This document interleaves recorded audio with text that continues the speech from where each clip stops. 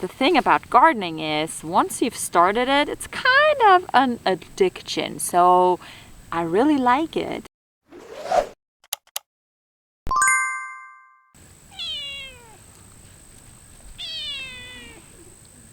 Welcome back to Hidden Oaks Homestead.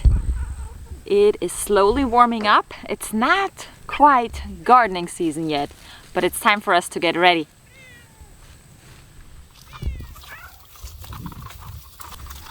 I told myself last year that I'm not going to do a spring garden. And of course, that did not hold up for very long. Thinking about the fact that I'm not going to have anything green in the garden and I would just be looking at empty garden beds, that thought really wasn't very attractive to me.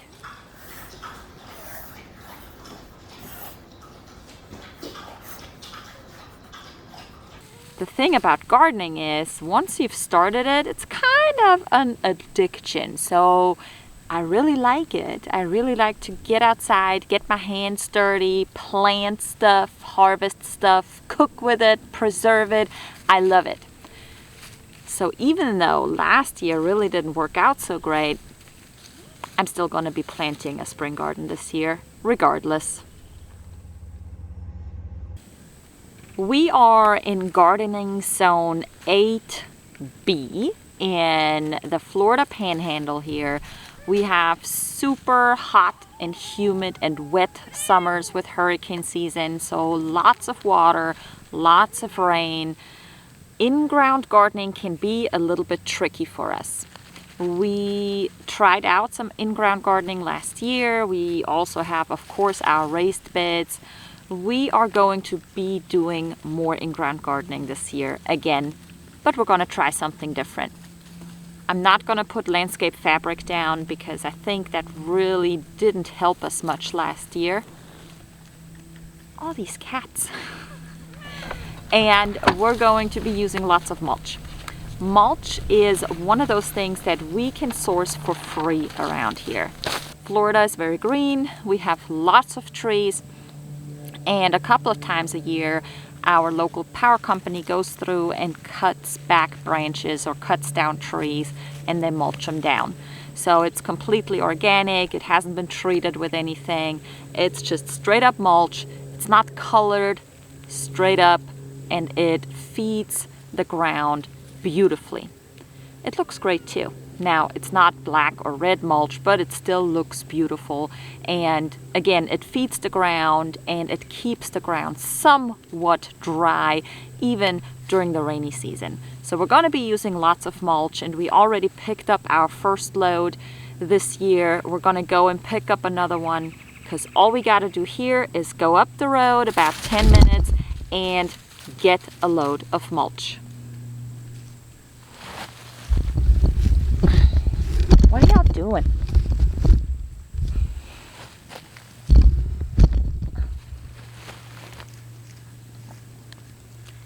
I have a whole army of cats out here, and for some reason, every time I'm out here, they follow me around. They like to dig in the garden, and they like to be on camera, apparently. So, sorry about that. Right now it's not quite warm enough for us to plant a whole lot of stuff outside. Of course, we have some of our winter garden going that survived the frost. So we have kale growing in abundance, which is beautiful and tastes good. I love some kale. Most of our cabbage did not make it through the frost. So I think I counted about maybe 3 or 4 heads that are coming back and starting to slowly head up. I'm not sure if we're going to get any kind of a cabbage harvest this year because in about another 4 to 6 weeks it's going to start warming up, and the cabbage doesn't really like that too much. So we'll see how it goes. We'll leave it in the ground for now, let it go as far as we can, and figure out what to do from there.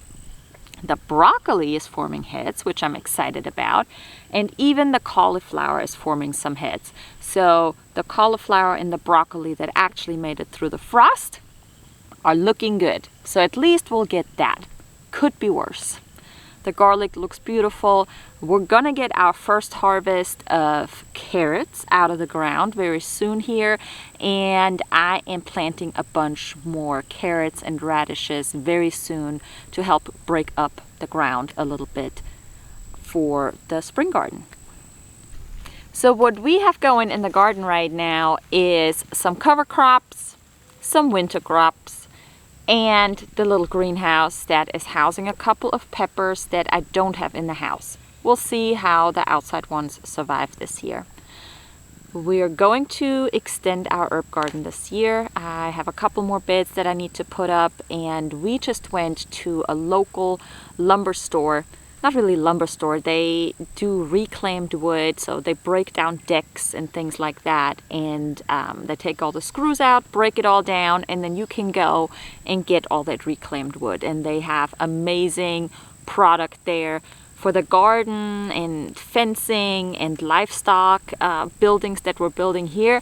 It works amazing. There's no need for us to buy brand new boards that are going to cost us 5 to 8 times more than if we just go and get reclaimed lumber.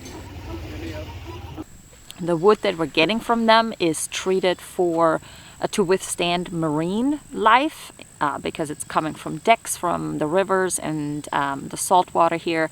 So it will hopefully hold up great for what we need.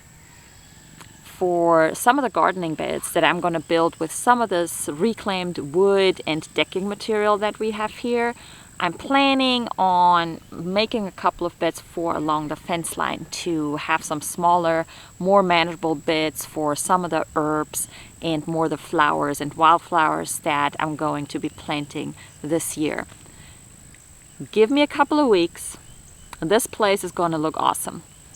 I am excited about it, even though I'm gonna be gone for part of the summer. I think the garden is gonna do pretty well this year. So I'm excited to plant a lot more herbs, a lot more flowers, and not quite as many vegetables as I tried to do last year. So I'm planning for something more manageable, a little bit downsized maybe from last year, and see if I can manage that better than what I had going last year. We are on our second set of seedlings. We've got part of our herb garden right here. We sprouted a bunch of herbs here, and we've got holy basil, we've got calendula, we've got some chamomile started, we got lemon basil and lemon balm started. So all of that is going to go out into the herb garden.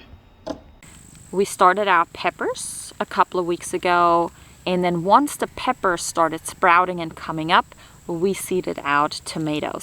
The reason why you want to pre-sprout your peppers is because they take forever to sprout, and they take forever to establish some initial root structure. So we've got some habanero here and some jalapenos, and I'm super excited to put these in the ground this year. Those are all looking great so far. We've got them set up in the garage on a shelving unit with some heating mats because it still gets pretty cold overnight, and I don't have a greenhouse that I can set them up within. Now, in comparison, we started these tomatoes about 2 weeks after the peppers, and they're already the same size. So that's why you start the peppers early. So I have grow lights, and I have heating mats, and I have a big shelf in the garage that we have everything on growing, and we're gonna start some more seedlings here soon.